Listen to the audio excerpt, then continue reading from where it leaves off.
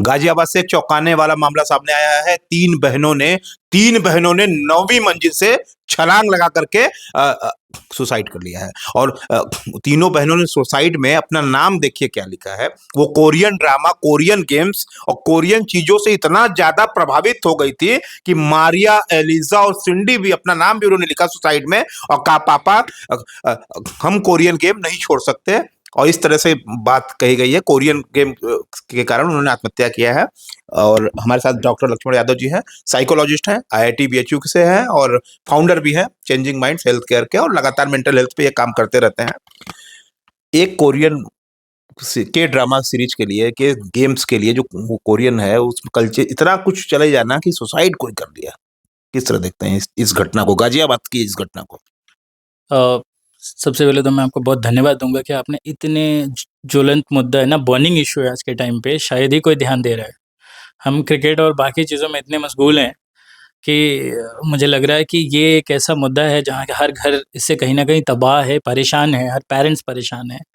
तो जब मैं सुबह न्यूज़ पढ़ रहा था, मुझे कम से कम 8-10 लोगों ने ये न्यूज़ का कटिंग भेजा और मन मेरा व्यथित था, क्योंकि मैं भी एक बेटी का पिता हूँ और समझ नहीं आ रहा है कि ये दुनिया किधर जा रही है। ये जो साइंस एंड टेक्नोलॉजी है, क्या इस हद तक हमें लेकर के जाएगी, या पैसे की भूख? आखिर इस गेम का क्या फ़ायदा था? किसको मज़ा मिल रहा है ना? ये एक एक लोग कहते हैं ना कि ये हमारे लिए एंटरटेनमेंट है। इस तरह का एंटरटेनमेंट तो नालत है। मैं एक सिर्फ़ मनोचिकित्सक की हैसियत से नहीं बात कर रहा हूँ। एक मानव होने के, एक इंसान होने के नाते मैं सच में बहुत दुःख हुआ मुझे वो देख कर के कि अरे! इतना विभत्स रूप है इस तरह के गेम्स का, और अभी तक हम चेत नहीं रहे हैं। क्या अभी तक कोई संज्ञान नहीं ले रहा है?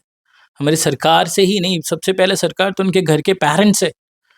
क्यों नहीं लोग इस बात को अभी भी संज्ञान में ले रहे हैं कि ये कोई चीज़ ऐसी है जो बहुत खतरनाक है?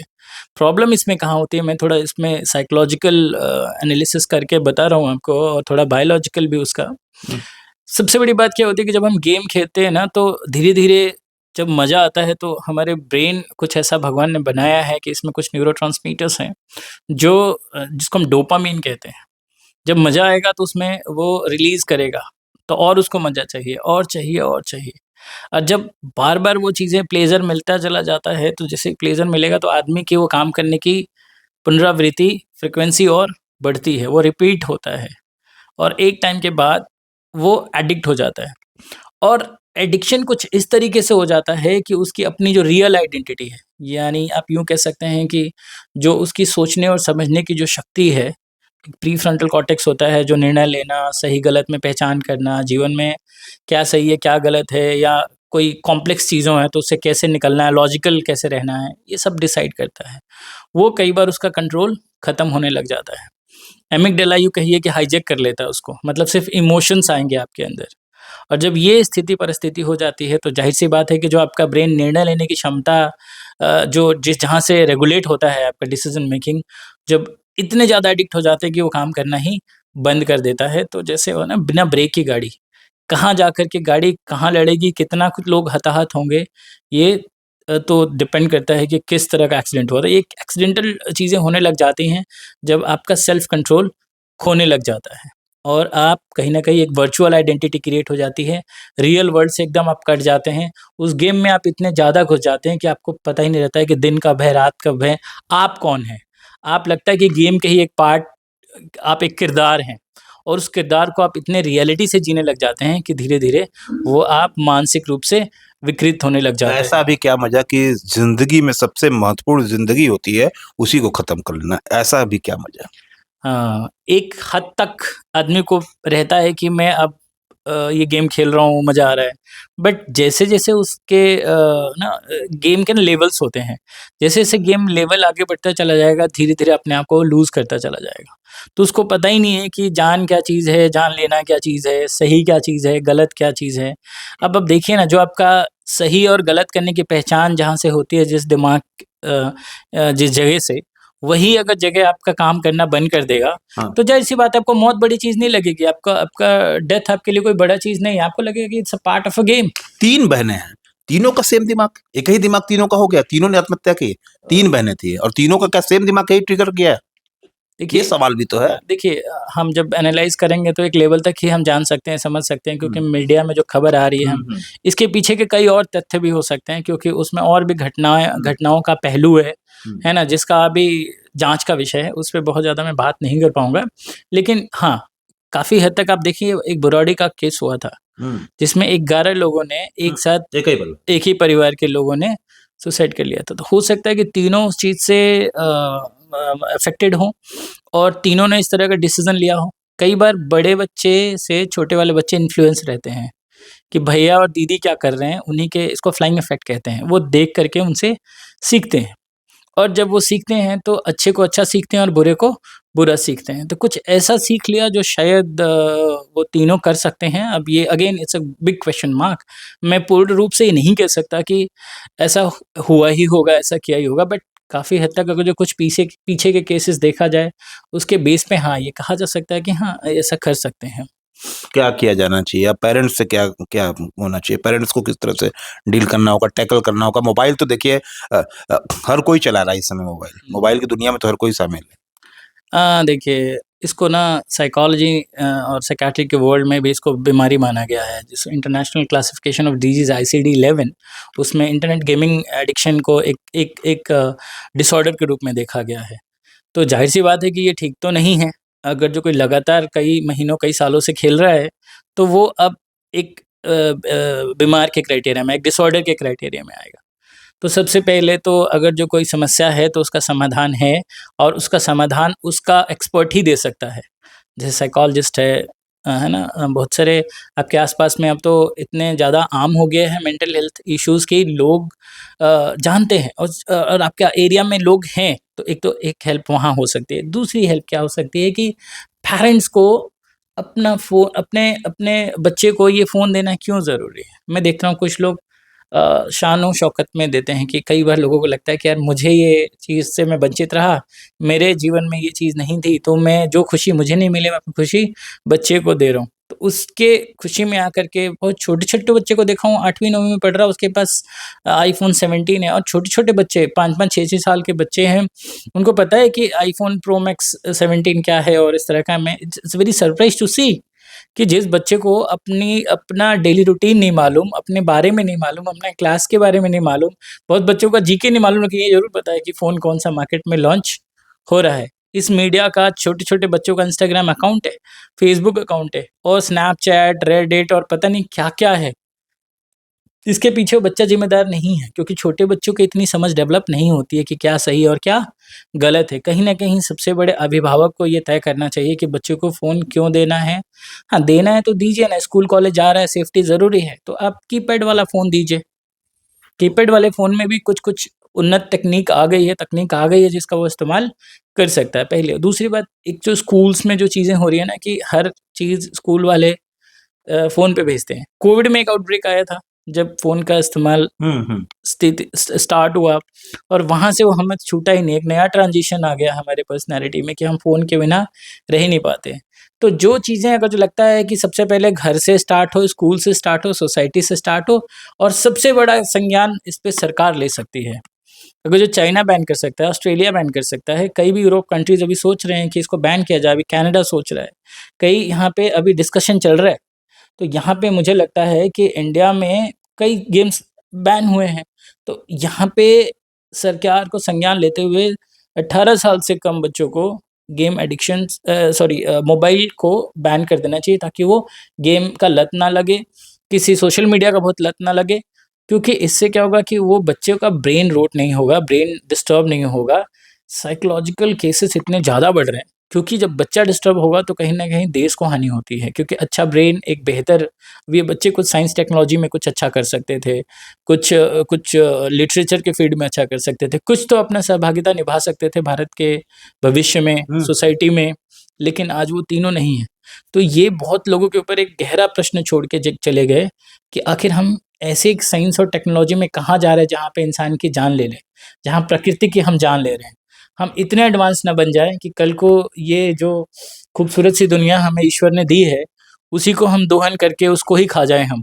अब देखिए ना, हमने ना नदी, तालाब, नहरें नहीं छोड़ी, हमने खुला सांस लेने के लिए हवा को हमने पोल्यूट कर दिया, पानी को पोल्यूट करके अब हम हर घर में फ़िल्टर लगा के पी रहे हैं। बड़े-बड़े हीरो हीरोइन आ रहे हैं, बता रहे हैं कि ये वाला पानी पियो, ये अल्कलाइन वाटर है।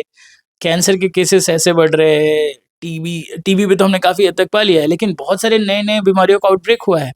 और ये क्या किया है? सिर्फ़ हमारे समाज में लोगों को दुःख और तकलीफ़ के सिवा नहीं वो किया है। तो इको फ्रेंडली डेवलपमेंट हो, सस्टेन डेवलपमेंट हो और कहीं न कहीं हमारी भारत भूमि, पूरा विश्व बचा रहे, कुछ इस तरह का डेवलपमेंट हो। और ये सिर्फ़ भारत के लिए नहीं, पूरे विश्व के लिए एक ज़िम्मेदारी लेनी होगी इंसान को, क्योंकि इंसान ही रक्षक है और इंसान ही भक्षक है ना? वो बहुत बेहतर बना सकता है भगवान की दी हुई खूबसूरत दुनिया को, और अपने खुराफाती दिमाग से बहुत खराब भी बना सकता है, क्योंकि ये गेम वालों को क्या मिलता है? पैसे मिलते हैं।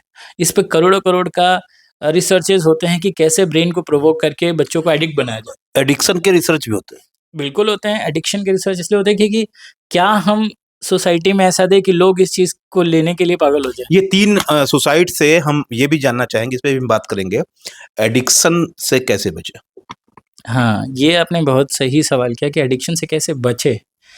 देखिए, कोई चीज़ की लगातार लत पालने से पहले ना एक लेवल तक का ब्रेन बताता है कि आपके लिए सही नहीं है। अगर जो बच्चा है तो उसका जो मेन गार्डियन है, वो उसका अभिभावक जो है, वो उसका मेन केयरटेकर है। तो सबसे पहले तो वो ये तय करे कि फ़ोन देना है कि नहीं देना है बच्चे को। नहीं ही देना है मेरे हिसाब से तो पहले चीज़, बच्चे को QWERTY कीपैड वाला फ़ोन दीजिए, जो आता है ना कीपैड वाला फ़ोन दीजिए। तीसरी बात ये है कि इस तरह के एप्लीकेशंस को बिल्कुल भी डिलीट कर दें। जो नोटिफ़िकेशन पॉपअप करता है उसको आप डिसेबल्ड कर दें। और फ़ोन लें तो देखें कि क्या काम कर रहे हैं, कितना काम कर रहे हैं। और फ़ोन में ना गूगल वेलबीइंग में आता है पैरेंटल कंट्रोल, ये ज़रूर होना चाहिए। और पेरेंट्स रोज़ देखें कि बच्चे का स्क्रीन टाइम कितना है। जैसे पढ़ने का टाइम देखते हैं ना, वैसे ही स्क्रीन टाइम देखिए कि मेरा बच्चा, अगर जो बहुत मजबूरी है आप दे रहे हैं तो एक बार स्क्रीन टाइम ज़रूर चेक करिए। और शुरू से इसका प्रोज़ एंड कॉन्स सिखाइए कि इसके इस्तेमाल करने के क्या सही तरीका है और क्या गलत तरीका है, और कितना लिमिटेड यूज़ करने देना है। ये ज़रूर करिए, तब शायद आप बच सकते हैं। बच्चे क्या, बड़े बड़े लोग भी आजकल गेम एडिक्शन के शिकार हैं। आखिरी सवाल, अ, देश को तो हिला दिया है इन्होंने, इस घटना ने पूरे देश को स्तब्ध कर दिया है। आपको क्या लगता है अब कितना सुधार हो सकता है समाज में? किस तरीके से सुधार हो सकता है? मुझे ना कभी-कभी इस बात पे हँसी आती है, क्योंकि हम याददाश्त के मामले में बहुत कमज़ोर हैं। जब कोई मुद्दा ज्वलंत होता है तब तक बहुत शोर मचता है, 2, 4, 5 दिन, फिर उसके बाद लोग भूल जाते हैं। ऐसा नहीं कि ये पहली बार हुआ है। बुराड़ी कांड हुआ, जी, बिल्कुल। उसके बाद बनारस में कई इस तरह से सुसाइड्स हुए हैं। जो, अगर मैं इस लोकल एरिया में रहता हूँ तो I can tell about the local. National level पे आए दिन ये घटनाएँ होते रहती हैं। आज इसलिए ज़्यादा ज्वलंत है क्योंकि आप जैसे कुछ मुखर मीडिया के लोग हैं जो इस बात को उठा रहे हैं, राइट? तो मैं कह रहा हूँ ये सिर्फ़ व्यूज़ के लिए ना यूज़ हो, मुझे लगता है ये यूज़ के लिए यूज़ हो, है ना? लोगों ने, यूज़ के लिए ना यूज़ हो, यूज़ के लिए यूज़ हो। क्या बात कही आपने? मीडिया वाले क्या करते हैं कि अच्छा किस में कितना लोगों का वो अटेंशन मिलेगा, कितने हमको व्यूज़ मिलेंगे, इस पे ज़्यादा फ़ोकस करते हैं। कोई ज्वलंत मुद्दा उठाते हैं तो उसमें सबके अपने-अपने पर्सनल मुद्दे रहते हैं, है ना? कहते हैं ना कि लोग वहाँ पे थोड़ा पर्सनल हो जाते हैं। TRP. TRP, you can say this the TRP. तो ये टीआरपी के लिए ना हो, क्योंकि कहते हैं ना कि जब आग लगेगी तो आपका भी मकान जद में आएगा, है ना? क्योंकि राहत इंदौरी साहब का हाँ, सवाल। इंदौरी साहब का शेर है ये। तो ये है कि आज ये 3 बच्चों तक नहीं है, हर घर में ऐसे बच्चे हैं जो बेचारे मासूम हैं, छोटे हैं, उनको नहीं पता, वो फूल से कोमल हैं। तो जैसे हम छोटे पौधे को धूप से बचाते हैं, सही टाइम पे खाद पानी देते हैं, उसको बहुत प्रोटेक्ट करके रखते हैं। तो ये बच्चे हमारे अपने हैं, जिसको हमें अपने जान से भी प्यारे होते हैं। तो ऐसे प्यारे बच्चों को अपने सुकून के लिए, अब देखिए ना, हम रेस्टोरेंट में बैठे हैं, देखता हूँ कई बार पेरेंट, बच्चा शोर मचा रहा है, फ़ोन दे दिया। छोटा बच्चा खाना नहीं खा रहा है तो उसको पता नहीं कौन-सा ये डोरेमोन और कौन-कौन सा लगा के दे देते हैं कि लो बेटा तू देख, मैं शांति से बैठूँ। आज आप शांति से हैं, कल वही शांति आपके लिए आपके गले का हड्डी बनेगी। क्योंकि बच्चा एक टाइम पे एडिक्शन बना देते हैं आप। तो पहली बात, ये जो कंडीशनिंग कर दी है ना बच्चे को कि फ़ोन देगा तभी खाना खाएगा। मैं कहा दुनिया का कौन-सा ऐसा प्राणी है कि भूखे रह सकता है? अपना दो फ़ोन, देखो कितने दिन भूखा रहता है। तीसरी सबसे इम्पोर्टेंट बात कि बच्चों को इसके प्रोज़, जैसे हम कुछ कहानियाँ सुना करके होता है ना, इसका डराना है, ये हमारे जीवन का एटम बॉम्ब है। ये एटम बॉम्ब है, टाइम को खा जाने वाला बॉम्ब है, स्मार्टफोन नहीं है। हम उल्लू हैं, हम बेवकूफ़ हैं कि हम इसको स्मार्ट तो हम हैं क्योंकि हमने इसको बनाया है। ये स्मार्ट कैसे हो सकता है जिसको हम बिल्कुल। स्मार्टफोन कहते हैं। एआई का टेक्निक जरूरी है बट एक लिमिटेड टेक्निक हो, उसको पढ़ाई लिखाई में ज़्यादा यूज़ हो। अब क्या करते लोग, अभी एआई से एक आदमी ने दवा पूछ के खा के अपनी जान उसको दवा रिएक्ट कर गई। तो लोगों को पता ही नहीं है कि इसका इस्तेमाल कितना करना है, कैसे करना है। इसकी भी कुछ एक क्लासेस अगर जो की जा सके तो ज़रूर। एक हमारे जैसे मॉरल्स वैल्यूज़ हुआ करते थे, मॉरल साइंस नैतिक शिक्षा हम पढ़ते थे स्कूल्स में, अब वो नैतिक शिक्षा नहीं पढ़ाई होती है। अब ये मॉडर्नाइज़ पढ़ा रहे हैं, वो मॉडर्नाइज़ पढ़ा रहे हैं। जब तक हम इंसान को ह्यूमन वैल्यूज़ नहीं सिखाएँगे, हम इंसान को इंसान से प्यार करना नहीं सिखाएँगे, रेज़िलियंस कैसे रखें। आज के दौर में ना सबसे ज़्यादा स्मार्ट वही है जिसका मेंटल स्ट्रेंथ ज़्यादा है, बिल्कुल। जिसका मनोभाव बहुत स्ट्रॉन्ग है, जिसको फाइट बैक करने का, जिसके पास करेज है, जिसके पास धैर्य है, जिसके पास कहते हैं ना आप काम करने की इच्छा है, शक्ति है ना?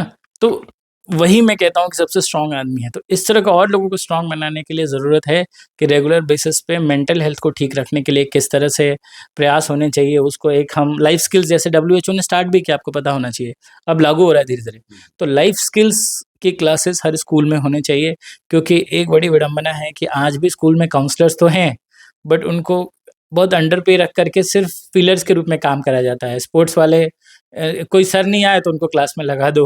मतलब उनका एक्चुअल काम आज भी स्कूल सही तरीके से ले नहीं रहा और ये बड़े सच्चाई की बात है क्योंकि आप एक मुखर पत्रकार हैं, तो आपसे मैं उस मुखरता से बात बिल्कुल, कर रहा हूँ और मैं सही बात कर रहा हूँ, उसमें कुछ गलत नहीं है। तो मुझे लगता है कि हमारी अपनी ज़िम्मेदारी है कि इस फ़ोन का इस्तेमाल हम अपने बच्चों को ना दें और एक जब कानून बन जाता है तो लोग थोड़े उसको पालन भी करते हैं। तो सरकार इस बात को संज्ञान में ले कि और बच्चों की जान ना जाए, उस पे कानून बने और हर परिवार में जैसे कि बाकी चीज़ें बैन होती है, जैसे होता है ना कोई ज़हर की चीज़ होती है उसको हम अलग लिख रखते हैं छुपा करके कि ये खतरनाक है, बच्चा कहीं मुँह में ना डाल ले या गलती से ना ले, बस वैसे ये भी एक ज़हर है। इसको भी कहीं छुपा के हटा के रखिए क्योंकि इसने जोड़ा ज़रूर है दुनिया को, बट बहुत सारे अनेकों अनेक करोड़ों परिवार को इसने तोड़ा भी है। तो ये गाजियाबाद की जो घटना थी उस पे डॉक्टर लक्ष्मण यादव जी का कहना है कि व्यूज के लिए नहीं, यूज के लिए यूज हो। व्यूज के लिए बहुत यूज होता है लेकिन यूज के लिए यूज होना चाहिए। और ऐसे मुद्दे पे हमें भूलने की हमारी याददाश्त बहुत कमजोर है। ऐसी घटनाएं अचानक हमेशा होती रहती हैं, बुराड़ी और कई उदाहरण भी होती है। हम भूलते बहुत जल्दी है, याददाश्त कमजोर है, हमें लगातार इस पे काम करने की जरूरत है। काउंसलर की पे बात कर रहे हैं, काउंसलर स्कूलों में होने चाहिए, ऐसे काउंसलर होने हमेशा रखे जाने चाहिए। सत्य संदेश के लिए डॉक्टर एक आखिरी चीज़ आप बस मैं आज के टाइम पे अगर जो आपको लगता है कि आपको बच्चा थोड़ा भी डिस्टर्ब लग रहा है, तो आपको लगता है कि अरे ठीक हो जाएगा, नहीं। अगर जो थोड़ा भी लग रहा है कि मेरा बच्चा डिस्टर्ब है, पढ़ाई में मन नहीं लगा रहा है, आजकल उसके मार्क्स कम आ रहे हैं, अकेले रहता है, चुप-चुप के रहता है, बात नहीं करता है या थोड़ा भी आपको लगे क्योंकि आपका बच्चा आप बेहतर जानते हैं, आप उस 24 घंटे आपके साथ है। तो इमीडिएटली आप अपना दिमाग मत लगाइए, इधर-उधर मत जाइए, सीधे उसको मनोचिकित्सक के पास लेकर जाइए ही जाइए। उनके पास बहुत सारे टूल्स, टेक्निक्स होते हैं, उनके पास एक अनुभव होता है, उसे बता देंगे कि बच्चा ठीक है कि नहीं है। बस इतना ही आखिरी संदेश रहेगा। थैंक तो यू। ये लक्ष्मण यादव जी थे। धन्यवाद।